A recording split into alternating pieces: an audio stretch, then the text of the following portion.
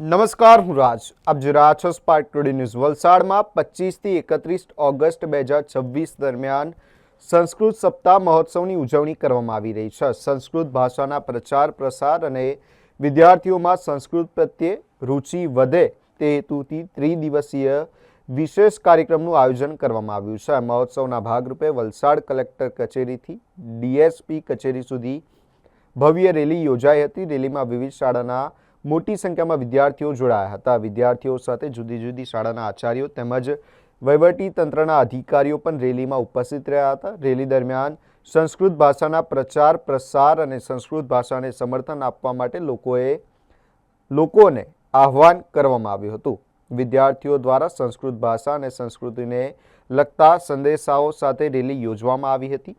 આગામી કાર્યક્રમ અંતર્ગત 27 ઓગસ્ટના રોજ સર્વોદય વિદ્યાલય સેગવી ખાતે સંભાષણ દિવસ અને 29 ઓગસ્ટના રોજ જેપી શ્રોફ આર્ટ્સ કોલેજ ખાતે સાહિત્ય દિવસનું આયોજન કરવામાં આવ્યું છે.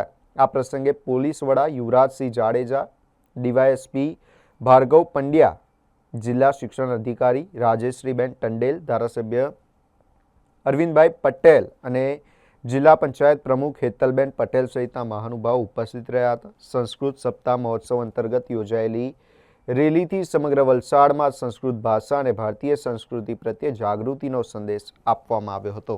ગુજરાત રાજ્ય દ્વારા સંસ્કૃત બોર્ડ દ્વારા પ્રતિવર્ષ અને આ દ્વિતીય વર્ષે સંસ્કૃત સપ્તાહ અંતર્ગત આજે વલસાડ નગરમાં સંસ્કૃત યાત્રાનું આયોજન કરવામાં આવ્યું હતું.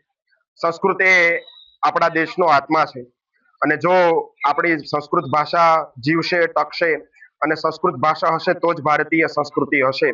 એ હેતુ સાથે સંસ્કૃતના ઋષિકુમારો, બંને જિલ્લામાં કાર્યરત બંને સંસ્કૃતના ઋષિકુમારો સાથે સાથે સંસ્કૃત મહાવિદ્યાલયના ગુરુજનો દ્વારા આખા નગરમાં સંસ્કૃત યાત્રાનું આયોજન કરવામાં આવ્યું છે.